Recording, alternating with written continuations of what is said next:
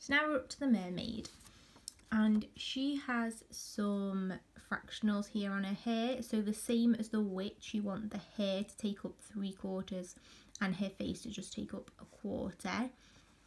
Then she has her back stitch for her mouth, same as the witch and wizard, and she has a French knot here.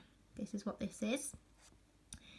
Now for the French knot, I recommend not like starting your thread with the French knot. Stitch some of the hair or the eye first, and then like just a couple of stitches, and then use that leftover thread to come down here and do your French knot. So what I've done on this one where I've started here, basically what I have is her stomach, that's this bit, and just her neck and chest area here. So I'm just going to stitch her eye really quickly. So I've just started this piece of thread. I've used the loop method while I'm about to just do that. So I'm going to stitch her eye.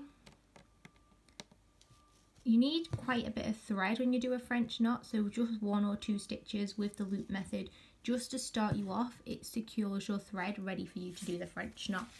And then what I do is I just tuck it under a couple of stitches here, so it's not like dragging across. Alright, now where do we come up? So it is right in the middle of these 9 squares. So you're going to come up in this middle square, it come up in the middle of the square. So on even weave you'll have that hole there, but you might not be able to see it because you already have stitches here. So but on aida obviously we don't have the hole and we have a stitch there.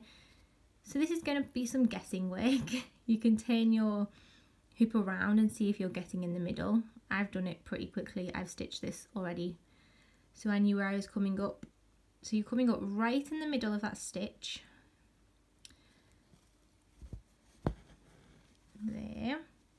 So you have no thread left now to do your French knot. Now I'm wrapping around twice. That's what I recommend for this little belly button. So 1, 2.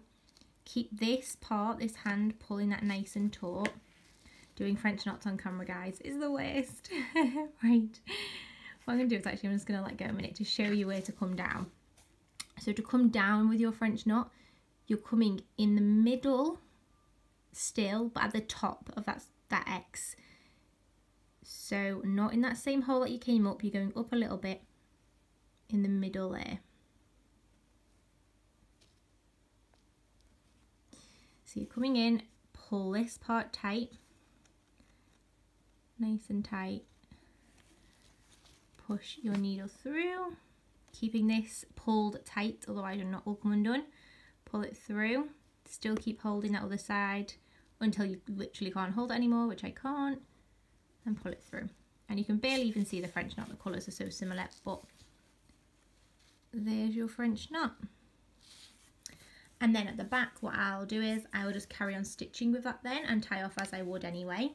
So I'll just carry on with the hair or go back up and do hair with the eye or something. Just carry on.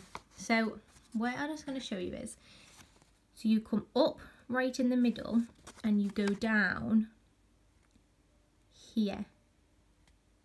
So like on this line here, that's where you're going down. So you're going up there, down a little bit, up off your stitch.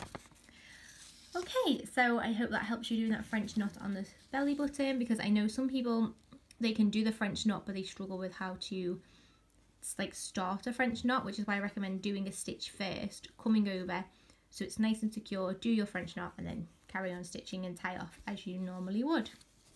Obviously that's not always doable, but on this pattern it is, so I recommend doing it that way. And as always, if you need any help, just email me, ask in the Facebook group. If you're not in there, it's Hannah's Hand Makers.